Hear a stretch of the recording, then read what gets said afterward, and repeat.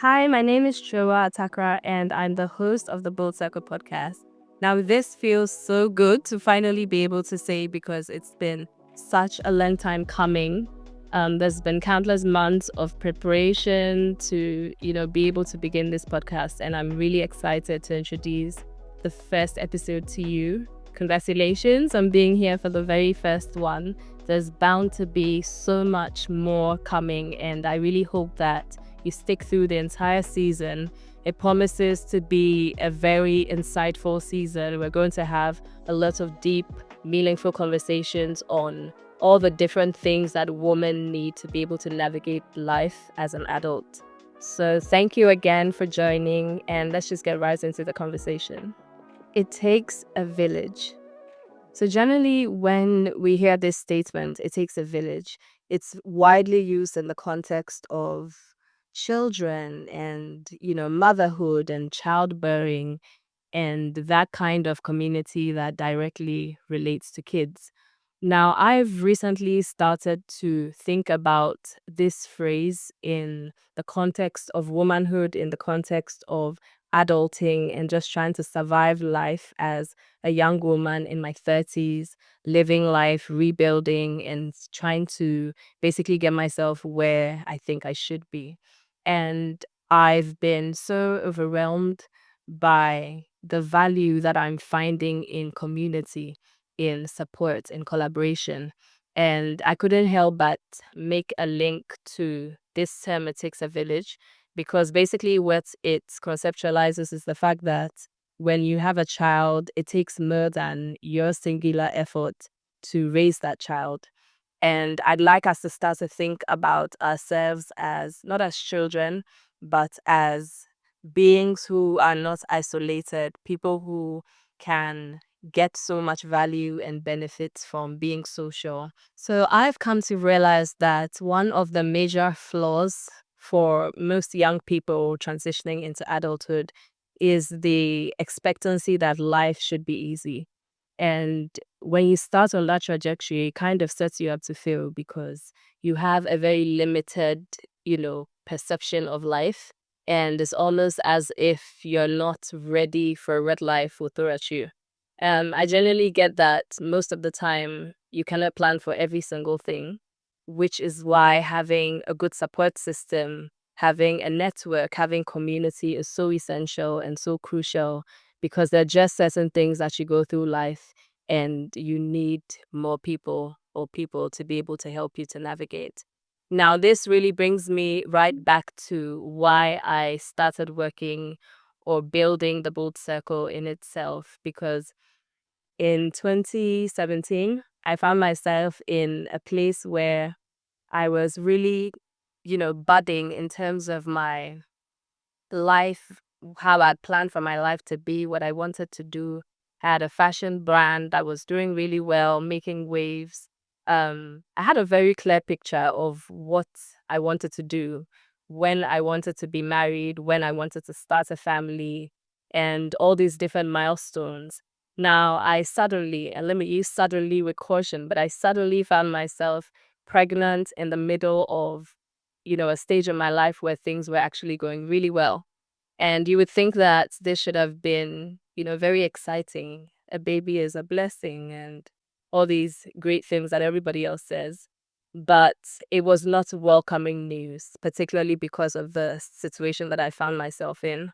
And I had to, immediately put myself together and embrace what had happened and equip myself with all the tools that I needed to be able to not only get through the pregnancy, but maintain my joy, maintain my happiness, maintain my exuberance for life, and still find excitement in the space that I was in.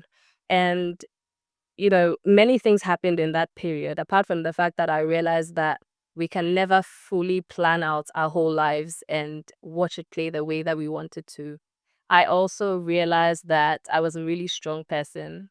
And then the third thing that I realized through that period was the fact that community is everything. Now, when I say community, you may think of, neighbors, people that you don't know, social media, but community is a very personal word. It can mean different things to different people. But in essence, when we speak about the word community, what you need to understand is having people that are there for you. And that can look like family, that can look like your friends, that can look like your network, your colleagues at work, could be your neighbors, it could also be your online community. And in that period of, I don't want to say loneliness, but loneliness in the sense that I was just carrying a lot of weight from things not going as I planned, and now being unmarried and pregnant and having to stop my business that was thriving because I was unwell and couldn't manage my work and my team and my personal life and my family's expectations for marriage and all these other crazy things. I really leaned into the people that I had around me. And it turned out to be the most beautiful experience of my life because I was so transformed by pregnancy, by watching my body change and develop, by growing, a person that I didn't even know that I wanted and needed. And, all the ways in which that story developed. Honestly, it's really just been so mind-blowing and, so incredible. And in that period, I really grew.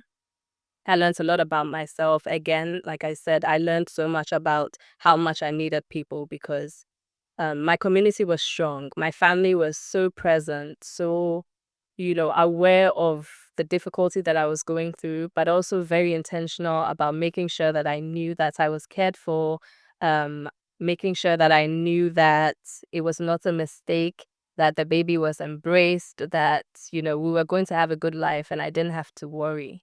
And that really set me up for the years that followed. Now, after I had the child, I then, switched back into this place where I started to be hard on myself again because, yes, the goals are still sitting, waiting to be accomplished.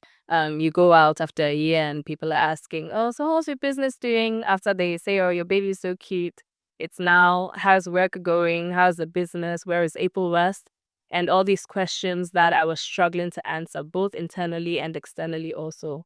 And I just started to struggle a little bit because I myself had quite high expectations. In my mind, I mean, once the baby's 6 months, I should be able to, put him in school, have a nanny, just, get back to work, start a new collection. I had imagined this so differently. And it was going the opposite of that. I can't even start to get into the kind of things that I was, navigating and multitasking, but work was just not, the priority at that point. And that feeling of not failure, but inability to just reach the milestones that you can reach really got me stuck in a rut. And I started to think that am I the only person, trying so hard to make life work? I couldn't possibly be because clearly my business is kind of a standstill, so my finances are down in the dumps. I'm also providing for another human being, although I did have support. Trying to look good, your body has changed. I need, the weight off my waist. I'm trying to be the exact person that I was, before the child came in. And I started to really now think about, other women, people that I had seen navigate family life and pregnancy and, childbirth, and wondered how, they all made it work. I also started to think about even women who were in a position that I found myself in not that long ago, probably still working and trying to figure life out and just have things be the way that we imagine it to be. And it made me really want to create a space and a resource for women like myself who could boldly and simply admits that having your life together is work and it doesn't always feel gratifying and it doesn't always feel like you're getting it right. So that was the genesis of the Bold Circle. We started hosting small events, intimate events, you can call them, with about 20 to 30 women. My focus at the point was to bring different resources to one place. So I would have, people handling conversations on networking, people handling conversations on your finances, people handling conversations on how to keep your mental health, in check, your physical wellness, and all these other great and incredible things that we need. However, I found out through creating these events that the women who gathered always wanted more space and more time to talk and share their personal experiences. And I constantly found it challenging to have events that allow it or give enough room that every single person there can share, can feel safe enough, can feel comfortable enough, can get into meaningful conversation with the next person or with the entire group. And over the years, as time went by, I found it more and more difficult to be able to really get into conversation through events. And indirectly, it brought us to a place where, having a podcast was a great way to be able to do this and get some of these conversations out of the door. So for me, it was really instrumental that I started this first episode with a conversation about community. I have recently found almost a new meaning to this term, it takes a village, which directly pertains to our lives as women and how we're not islands and we require love, we require support, we require community, we require collaboration. And all these things are things that are instrumental for us. So I really just want to hit a little deeper on why I think this is meaningful and why I think you should too. So, the first thing is the fact that when you're going through difficult things, most of the time, our first inclination as human beings is to deal with it on your own.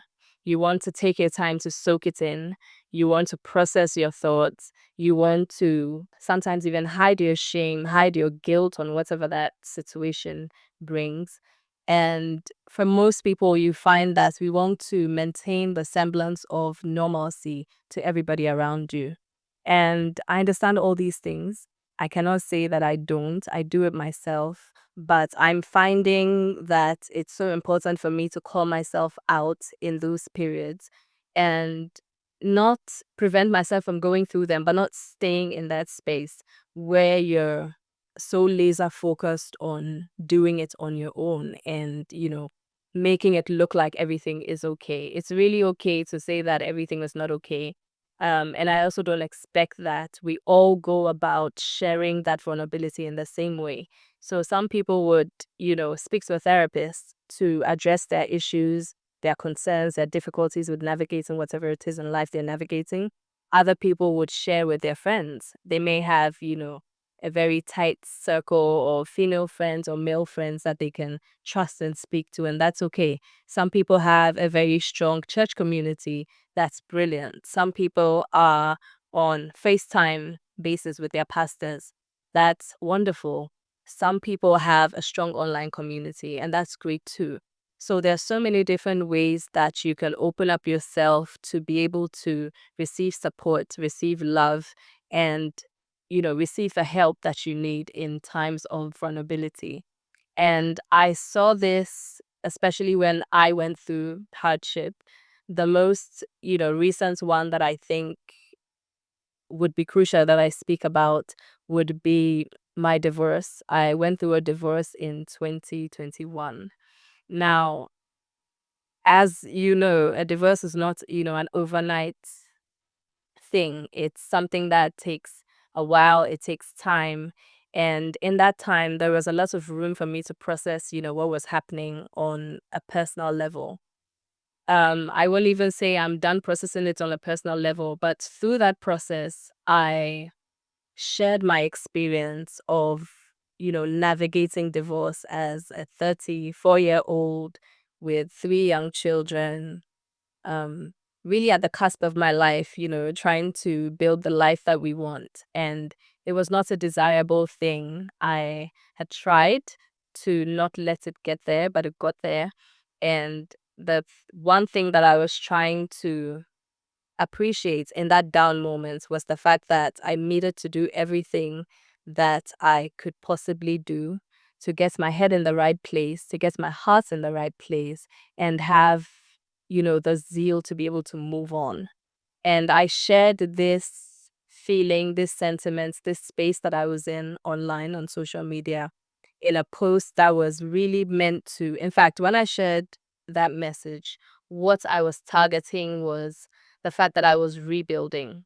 And to me, I mentioned my divorce in passing. I said, okay, so last year I went through, a divorce. I have 3 young kids. I'm now, starting my life back on my terms, trying to rebuild my business, trying to rebuild my confidence, trying to find new happiness, trying to just get my life back together. Somehow, this post really, blew up as far as I I look at it, because it turned into something that I was not expecting it to. For In fact, for weeks on end, I was speaking to different women who were reaching out to me, mainly on how brave they thought I was for sharing that information. I had more than, I dare say, 200 and over conversations with different women who were dealing with different kinds of relationship issues. Some were going through divorces too, and even their family members didn't know. Some had lied about, their partners being away on PhD studies and all sorts. Things that literally did not exist because there's a lot of shame around what they're going through, and they did not want other people to know. And once I had so many, varied conversations, some with people who were still in difficult situations, trying to get out, looking for somebody to talk to, trying to find counsel, trying to find a listening ear, trying to share others, just simply trying even to vent. I realized that, there was such a gap in terms of space and provision for, I don't even want to say just women, but for people to be able to really have support. And it all kind of, simmered and boiled down to our thoughts, somewhat limiting thoughts of what navigating hardship should look like. And it just brought me right back to this one word community. And I realized that, I'm not special in any way by sharing that I'm going through something difficult, but I ended up being on the receiving end of so much grace, so much love, so much prayer, so much support, that honestly, in that period, even when I had, bad days, I can remember some of the words that people sent to me, some of the messages of encouragement people sent to me, mothers who had also gone through divorces and had moved on graciously and were living, lives that they were happy in. Even from people who were, still in thriving, meaningful relationships, encouraging me to, look up, keep my head up, you know, listen, I can't even really begin to express how much life those messages, that feedback, all those prayers really did pour into me. And even though they felt like I was helping them in some way by sharing my story and, giving hope and encouragement or strength to other people who were dealing with similar things, I drew so much strength from sharing. And it actually takes me right back to even the Bible and the fact that it's literally filled with stories of people's lives. These were everyday people like you and I who were going about their lives, making mistakes, falling into temptation, finding ways to get out of it, finding ways to patch up with their Heavenly Father. You know, literally all the simple things that we go through: greed, lust, depression, pain, anxiety, fear, shame, all of it. It's all there. There's nothing new under the sun. Now, if you think about the fact that 2000, 2000 years, yeah. So 2000 years and over, and this book of people's lives is still something that is so relevant to the Christian faith that on a daily basis people are able to draw inspiration, people are able to draw strength, people are able to find hope, people are able to find restoration, families are able to heal, relationships are able to mend. Like, it's incredible what's true and honest storytelling, true and honest sharing of personal experiences can do for the next person. And I personally never go through anything and, take the pity stick and say, oh, I mean, why do I have to go through this and why me? Like, why not me? You may have one great thing going on and, this other down thing to deal with, and that's just life. So I find that being able to own our difficulties and, the hardship that generally comes with life, and owning those stories in a capacity that can strengthen someone else has so much meaning and so much power. And it's just one of the most beautiful gifts that I've learned in my adult life. And I'm very intentional about making sure that no, like I resist the Ghanaian urge to keep things to myself and to pretend like everything is okay. I know that some people think, oh, you share too much and you should keep some things to yourself. Listen, if you keep things to yourself or you don't keep things to yourself, if something negative is going to happen to you, it's going to happen to you, because that's just life. And I generally don't believe in that kind of singular thinking where we feel that, you're better off by just dealing with your own little thing in your own little corner. And I mean, if you have the strength to, then by all means deal with things how you want to. But I'm speaking especially to those who struggle. That's where, the difficulty is. If you do struggle and if it is difficult for you to lift your head up, to be encouraged, find somebody that you can trust, speak to, because there's always a blessing there. And it's so easy to be able to draw energy from other people. And you find that very slowly, sometimes very fast, to your own amazement, you tend to, really shift your perspective and have, a brighter outlook and meaning and zest for life. So I think nobody would fault you if you admit that adulting comes with a lot of pressures. Right now, I mean, having a master's degree is nothing. Like, you haven't done anything. It's not like been there, done that. Everybody has seen it. You literally feel like you're holding like a diploma or a certificate. And it's always, okay, so what's next? And when is the PhD coming? And when is this coming? When you're single, it's when are you getting married? When you marry is when, am I having grandchildren? Or when are the babies coming? Or when are you inviting me to baby showers? One child comes as, oh, when are we seeing the twins? It's a tireless, endless cycle of expectation to, reach and become. And yes, it can be difficult because life, it really is challenging to be able to constantly have expectations where you need to move from this, one level, one step to the next. And what I find even more difficult is the fact that our lives are so multifaceted that it's not like they're giving you 1 year and they say, okay, this year is for family, so build that up.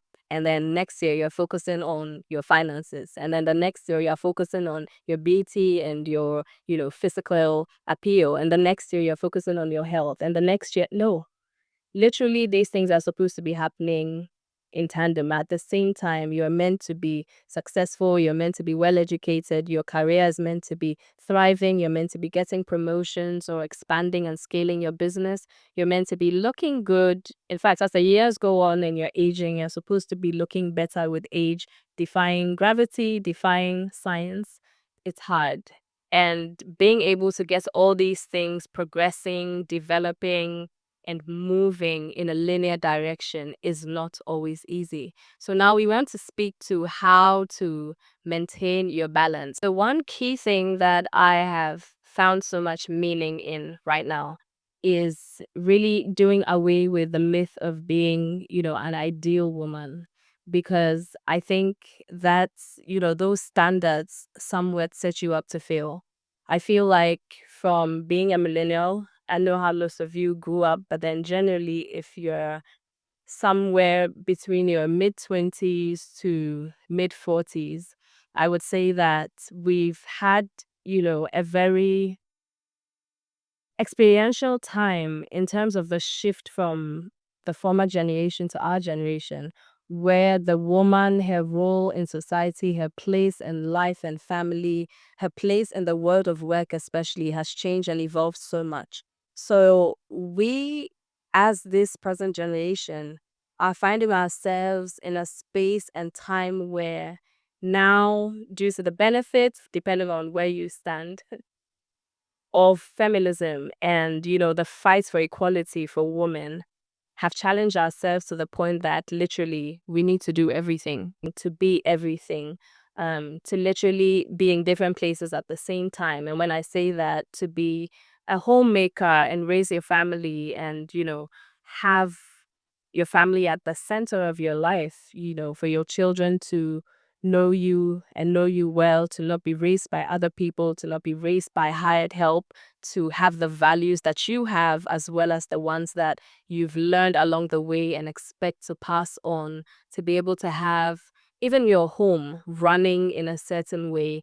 And, this expectation linked with the expectation of also being a thriving career woman. Like, are you a boss babe or you can explain?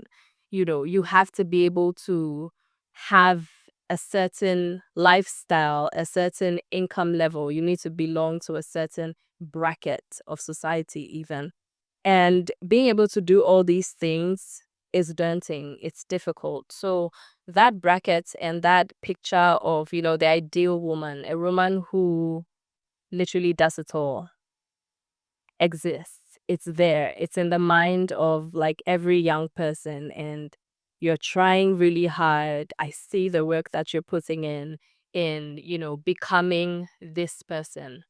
And I feel that, yes, it's great to be able to have good standards. I mean, there's so many women that we can look up to now and say, people in the past weren't doing this. Now you can be, a career woman and also be a great, family woman. You don't need to neglect your family, or you don't need to build up your business to the detriment of your family.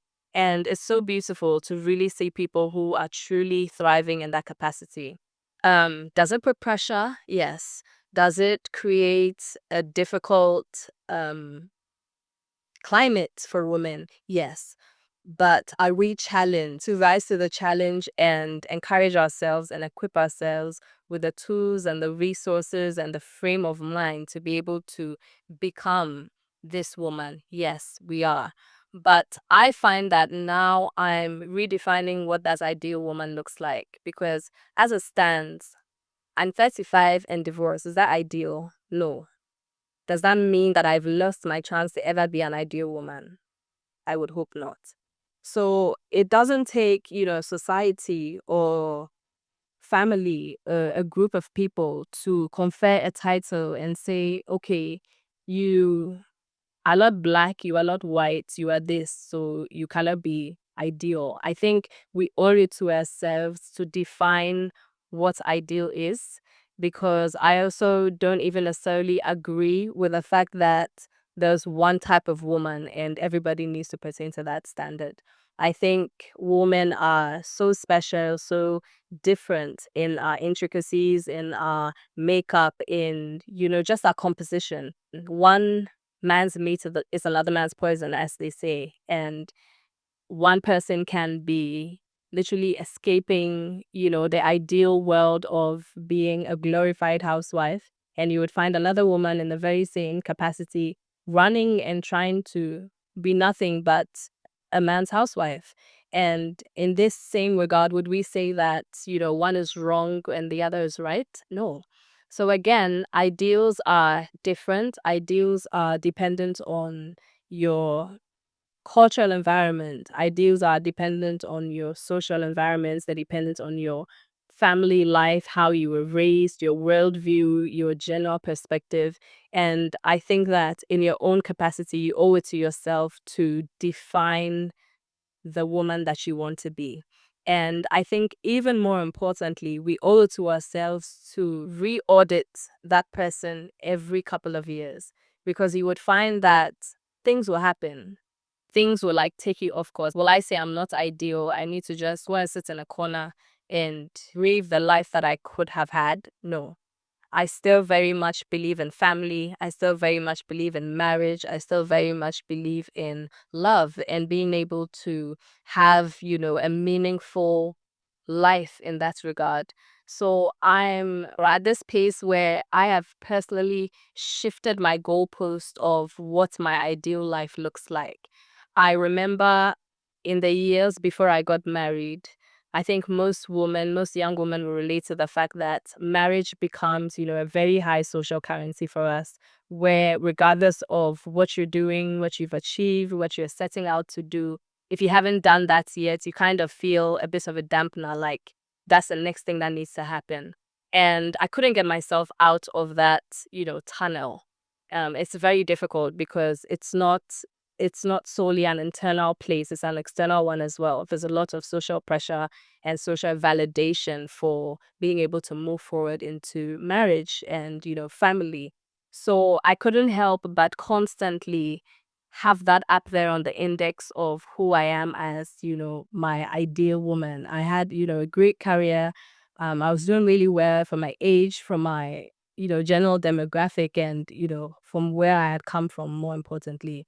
But it was not enough. It's like, this is the next thing. And, I want that for myself and I want to be able to do this. Now, fast forward 6 years down the line, I find myself in a completely different place. But I also find that I have been able to greatly learn from these experiences. And I can actually confidently say now that we go through difficult things to really shape us and bring us to a place where we fully know ourselves. I think now, post divorce and post a failed relationship, I have learned so much more about who I am in terms of what I actually want, what I also desire, and what I envision my like a full life being. It has less to do with society. It had less to do with people's expectations. It has less to do with the general climate of what the world expects of me, and so much more to do with who I am as a person, what my inherent values are, what I think even my purpose on life here is.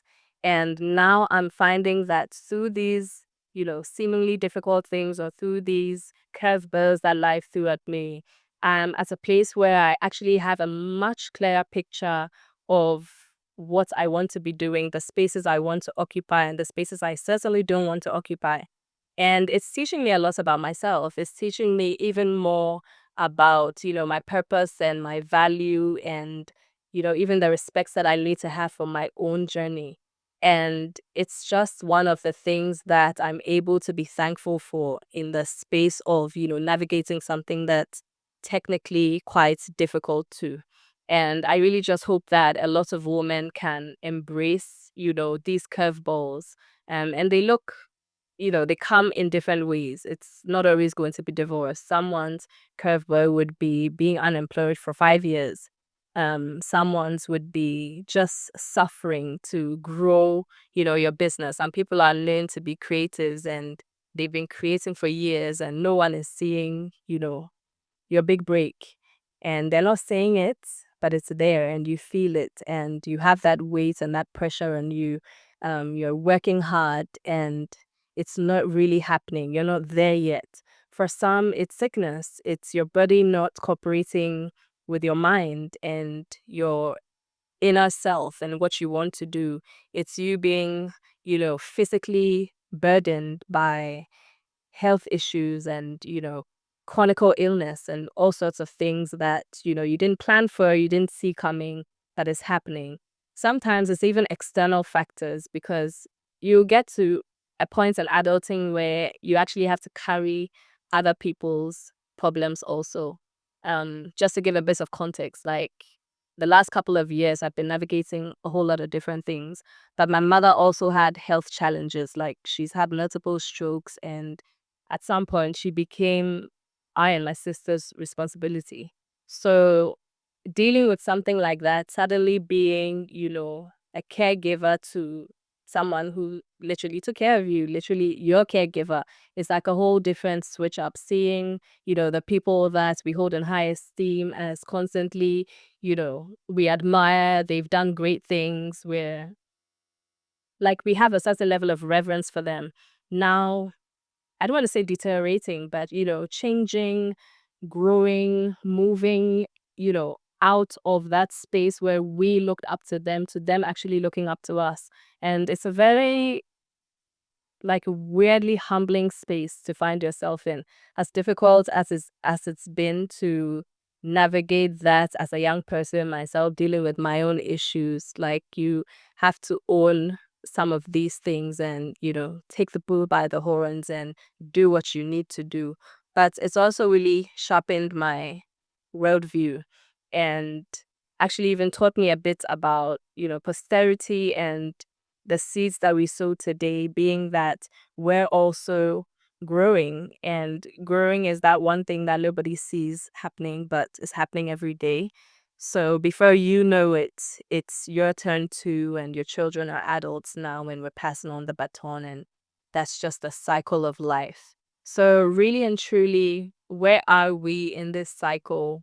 How are we evolving and evolving through the hardship, the curveballs, or the different things that happen to us?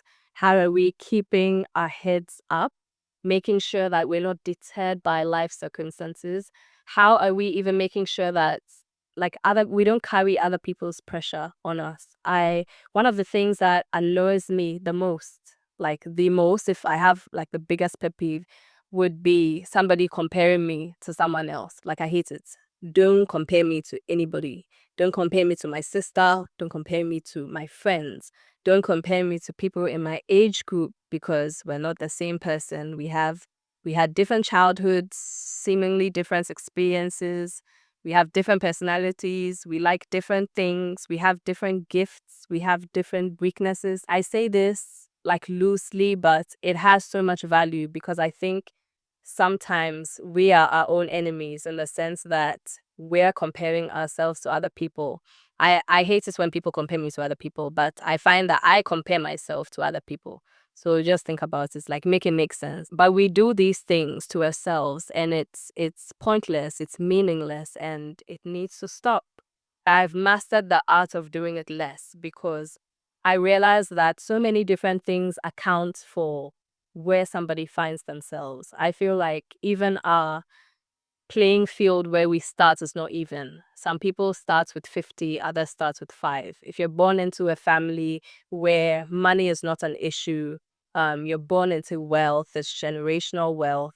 Clearly, you're not going to have the same cards as somebody who is born in a little shack, somewhere behind your house. They're going to have to really push themselves, really exert a lot of intelligence, wisdom, street credibility, all these things that you wouldn't have to do to be able to get where you are.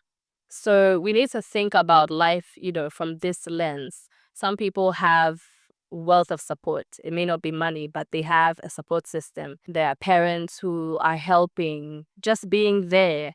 Some people have support in terms of network. They know people, they have the right friends, their presence in the right rooms. That in itself is a lot of value. Some people have inherent grace in terms of their personality. They are vocal, they are confident, they are bold. So all these things are different metrics that set us up in different ways. So if you're comparing yourself to somebody who has a completely different lot from you, how do you really expect to be able to get to the same place? And I am continuously on that journey to do that less myself, because I have, found a new way to life where constantly I encourage myself. I tell myself that I am doing really well. I may not have what I think I should have. I may not have what you think I should have. But by my standards, I'm doing well. I'm waking up every day with full motivation. I'm tackling the problems that I have in my immediate space. I'm dealing with people with kindness and with love. I am working hard in my own capacity. I'm not in any shady business. I am doing the best that I can. And sometimes we just need to give our own selves that pat on the back and say, and that is enough. And by all means, keep steering your ship, keep working harder, keep aiming for higher, but do not discredit the value of where you are and the actual work that you're putting in just because, it looks so glorious on the other end for somebody. And when you have the benefits of actually speaking to honest people, like you would find people who would honestly tell you it looks like everything is. Heck, let me give you even a real example. Like I deal with difficult things and feel like I really have to do so much more to get where I need to get to. And sometimes I find myself in a space where I have, a 2-minute conversation with somebody online and they're full of praise and like they want a minute to pick your brain and I'm thinking, what? Like, which brain? The same brain that I'm struggling to make sense of life with.